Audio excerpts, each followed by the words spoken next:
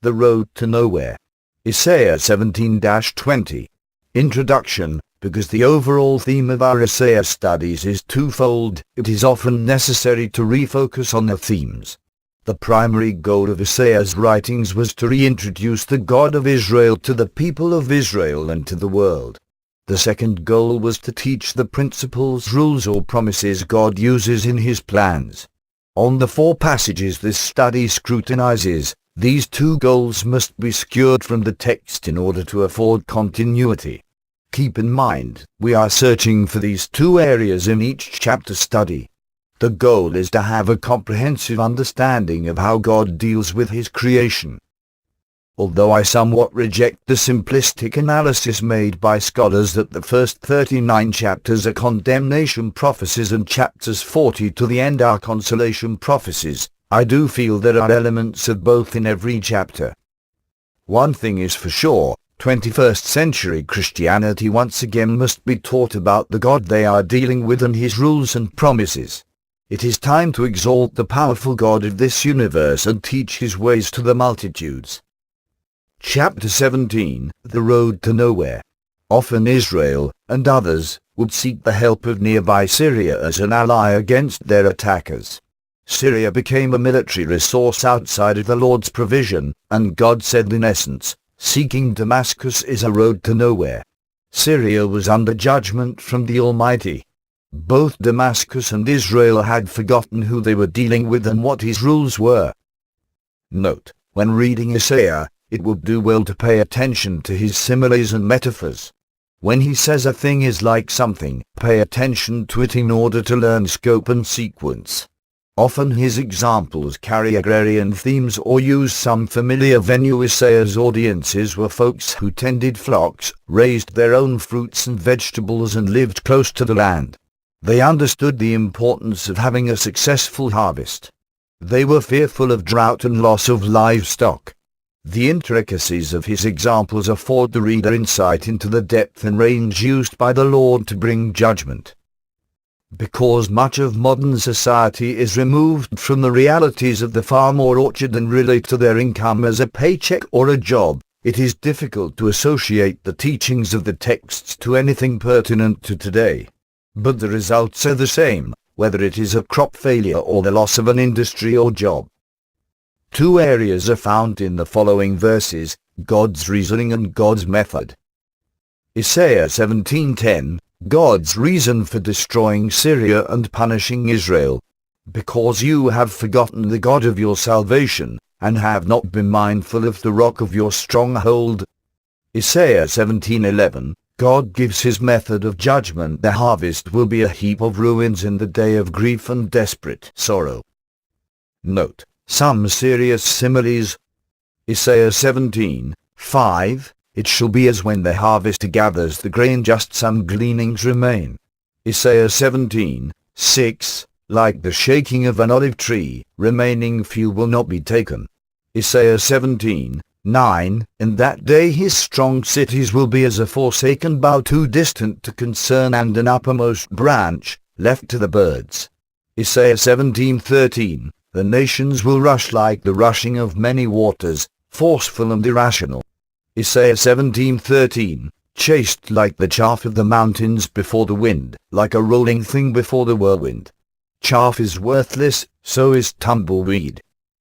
When the Lord rises up and begins judgment on a nation, as he did Syria, he is able to destroy the economy, the grain, grapes, harvests, the society, all the institutions for which a public depends, including the amenities of its cities, and reveal the religious hypocrisy practiced by the majority. He is the mighty God, and neither Israel nor Damascus had remembered with whom they were dealing. Notice the forsaking of idols and how quickly people abandoned their pet religious practices. Isaiah 17:7-8, in that day a man will look to his Maker, and his eyes will have respect for the Holy One of Israel. He will not look to the altars, the work of his hands, he will not respect what his fingers have made, nor the wooden images nor the incense altars. What are the darling sins and Ashtaroth? 1 Kings 11:33, which citizens of the nations will stop bowing to in these latter days? How quickly will one abandon his or her favorite theologies in favor of the true God in times of stress? If stress, the dismantling of government and the destruction of financial systems is what it takes to bring down a nation that has prided itself in its ability to be the answer to all the world's needs, then count it as judgment. God was the only source of Israel's supply and protection, and he makes it clear in the last verses of this text. Lesson: Nations, beware how you deal with Israel. Here is the principle behind God's actions. Isaiah 17:14-18, 1. This is the portion of those who plunder us, and the lot of those who rob us. Chapter 18, Ethiopia. This chapter has been applied to multiple people, even some view it as addressing the United States, citing the graphics in smooth of skin, rivers dividing it and having extraordinary military power. Isaiah 18, to a nation powerful and treading down, whose land the rivers divide. Chapter 18's graphics to indicate someone beyond Ethiopia as the main feature. It depicts a forceful people who control and dominate wherever they employ their might. Egypt and Pharaoh's army fit the description as well. Many historians have cited the interaction between Ethiopia and Egypt. No doubt this chapter is one most confusing. First, it is not a prophecy against Ethiopia. Ethiopia is merely a starting point for the prophetic word. Since scholars believe it has reference to Egypt, it most likely involves Ethiopia joining with Egypt in military action planned against the Assyrian king, Sennacherib. Assyria had already taken away the 10 tribes and Samaria. Undoubtedly, Sennacherib had King Hezekiah in his sight as his next target. At this point, it would be wise to recognize that ancient Ethiopia was a much larger nation than one encounters today. Named the oldest of peoples and derived from Noah's sons, its territory ranged from southern Egypt downward to include most of the African nations we observe today. Ethiopia, for instance, ruled Kenya and even some places in India.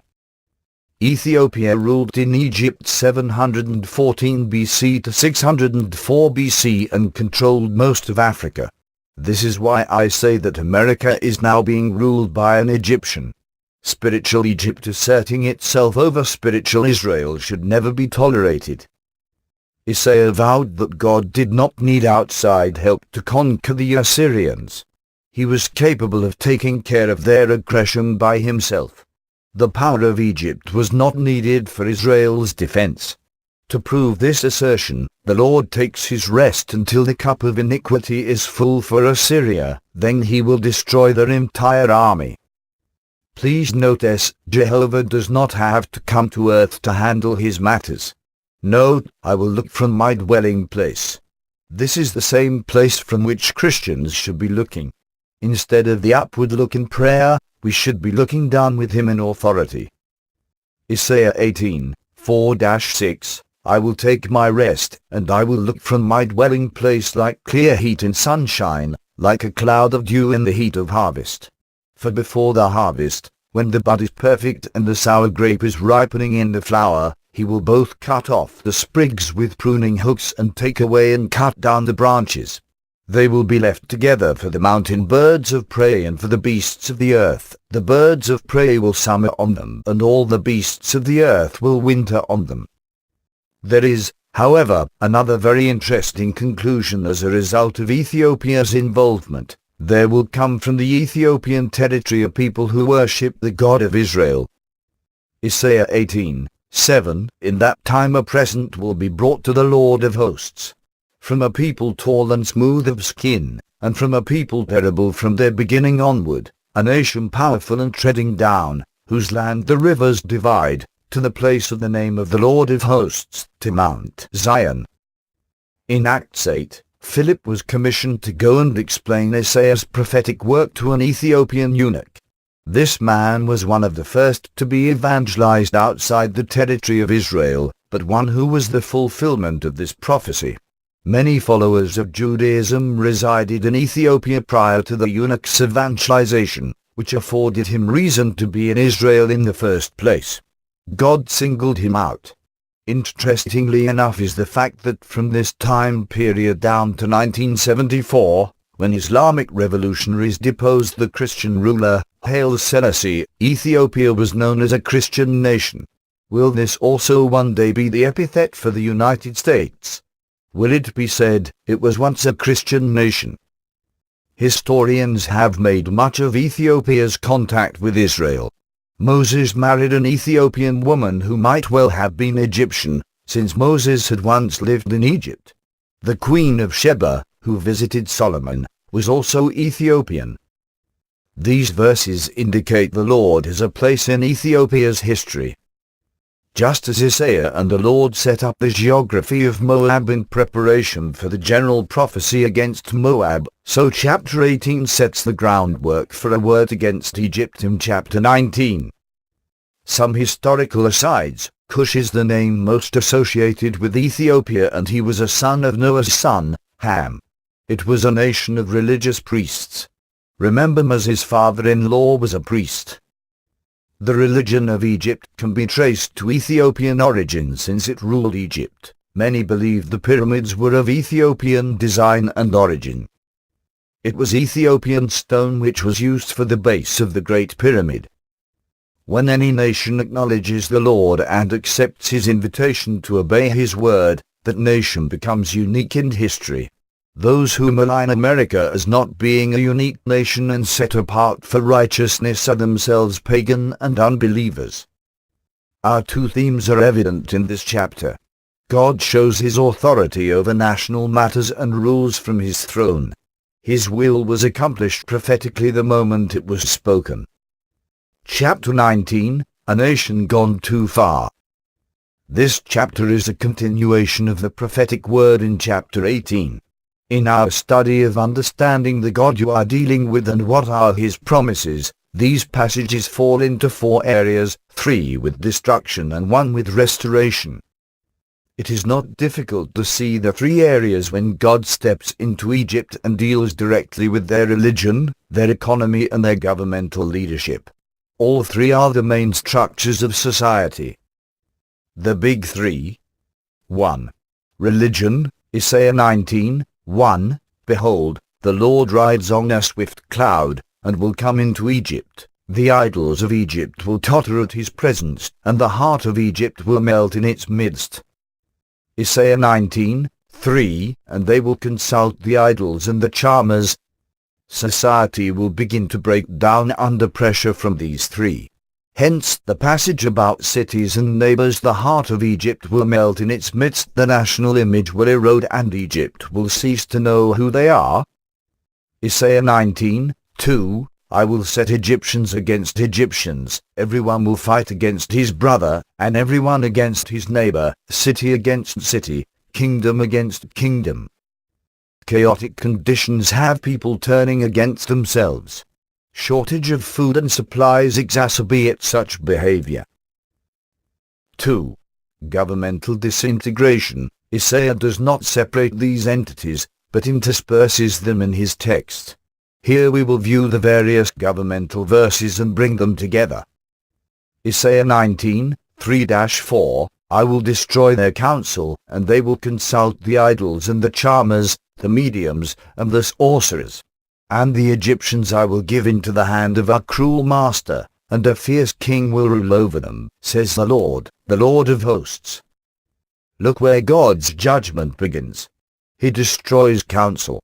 No more legislators, no more consultants, no more wise men with strategic plans and knowledge are to be found. Counsel fails. There is no one to turn to, not even souls which offender. People begin to lose confidence in their leaders, for they appear foolish and unreliable. Does this sound familiar? The destruction of a nation's wise men and women is one of the great weapons God uses to destroy a nation. Without such resources, the military has no direction, the populace has no vision. The nation ceases to know who they are and their identity is lost. Isaiah 19:11-15, Surely the princes of Zon are fools, Pharaoh's wise counselors give foolish counsel. How do you say to Pharaoh, I am the son of the wise, the son of ancient kings? Where are they? Where are your wise men? Let them tell you now, and let them know what the Lord of hosts has purposed against Egypt. The princes of Zon have become fools, the princes of Nob are deceived, they have also deluded Egypt, those who are the mainstay of its tribes. The Lord has mingled a perverse spirit in her midst, and they have caused Egypt to err in all her work, as a drunken man staggers in his vomit. Neither will there be any work for Egypt, which the head or tail, palm branch or bulrush, may do. The princes of Zon were the heads of state. Pharaoh had palaces at Zon and Nob. These were centers of learning, where the aristocracy dwelled. Being deceived themselves, the national leaders have deluded Egypt, the whole nation. What is the reason for this loss of direction? The Lord has mingled a perverse spirit in their midst. They lead the nation one way today and another way tomorrow, like drunks trying to walk. They don't know heads from tails. The workforce is greatly affected, as industry and government begin to melt. Pharaoh, noted for elaborate plumed fans being waved overhead, in order to be cool in the Egyptian heat, will find a palm branch and bulrush sufficing as the grip of poverty manifests itself. It is an awesome thing to fall into the hands of an angry God. National fear will be everywhere, as seen in the verses below. Isaiah 19:16-17, In that day Egypt will be like women, and will be afraid and fear because of the waving of the hand of the Lord of hosts, which he waves over it. And the land of Judah will be a terror to Egypt. Everyone who makes mention of it will be afraid in himself, because of the counsel of the Lord of hosts which he has determined against it. 3. Economic woes, Isaiah 19:5-10, The waters will fail from the sea, and the river will be wasted and dried up. The rivers will turn foul, the brooks of defense will be emptied and dried up, the reeds and rushes will wither. The papyrus reeds by the river, by the mouth of the river, and everything sown by the river, will wither, be driven away, and be no more. The fishermen also will mourn, all those will lament who cast hooks into the river, and they will languish who spread nets on the waters. Moreover, those who work in fine flax and those who weave fine fabric will be ashamed, and its foundations will be broken. All who make wages will be troubled of soul. Picture everything in the national economy disappearing.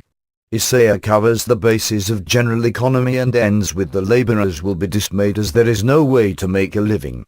Does any of this sound familiar? All three areas are interdependent, and if your way is not in the mix, there is no mix. Nations, take a warning, as the rule is simple. Know your way, no future. Isaiah then turns to the bright hope of the future found in verses 18-25. On the day those within the three nations turn and worship him, their destinies will take a turn. The following verses are of historical value in that Alexander the Great conquered Egypt and Assyria and occupied Israel. He virtually stopped the savagery of the Assyrians, whose intent was to enslave Egypt and its people. After Alexander established a great city, called Alexandria in Egypt, a period of relative peace prevailed throughout these three nations.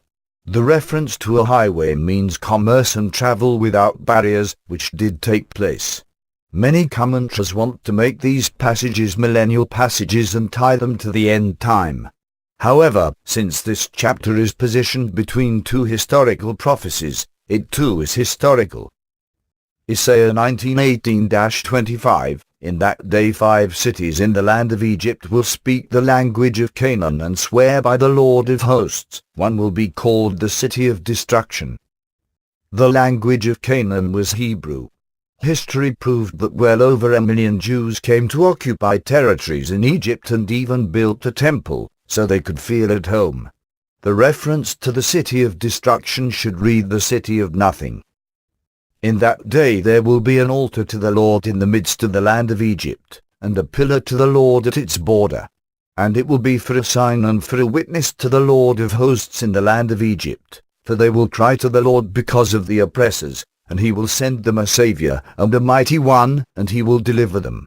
Then the Lord will be known to Egypt, and the Egyptians will know the Lord in that day, and will make sacrifice and offering. Yes, they will make a vow to the Lord and perform it. And the Lord will strike Egypt. He will strike and heal it. They will return to the Lord, and he will be entreated by them and heal them. A Savior and Mighty One who is a deliverer, historically, would be a reference to Alexander, but spiritually it is a reference to Jesus' family, who took him there during his infancy.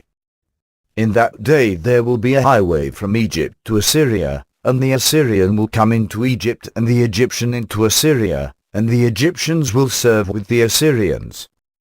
In that day Israel will be one of three with Egypt and Assyria, a blessing in the midst of the land, whom the Lord of hosts shall bless, saying, Blessed is Egypt my people, and Assyria the work of my hands, and Israel my inheritance.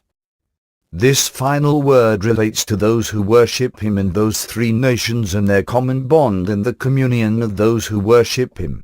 Those who worship him constitute the real spiritual identity of a nation. It is the spirit of these people of the flame who transcend the national spirit of any people. Chapter 20, Shamed. Truly this is a historical chapter, but it is overlaid with spiritual drama. Because the king of Judah made an alliance with Egypt to protect Israel from Assyrian attack, Sargon sent Tartar to conquer the major city of Ashdod, seat of Dagon, home of the Anakim and in New Testament times called Azotus. Ashdod stood on the high road between Israel and Egypt. It was a port area and a significant city to the Philistines. God instructed Isaiah to take off his outer garment and remove his shoes and to prophesy how those of Egypt and Ethiopia would be paraded by the conquering Assyrians bare-bottomed, in slaves' chains and barefoot. Isaiah 20:3. Then the Lord said, Just as my servant Isaiah has walked naked and barefoot 3 years for a sign and a wonder against Egypt and Ethiopia. Notice please, the prophet went for 3 years in this condition. Faithful to his calling, like Skill, it must have been embarrassing for him to walk among the people, but he did it. When this was accomplished, Israel would have a graphic picture of the hopelessness of their dependence on man to deliver them. Israel would be ashamed of putting confidence in such a humiliated people.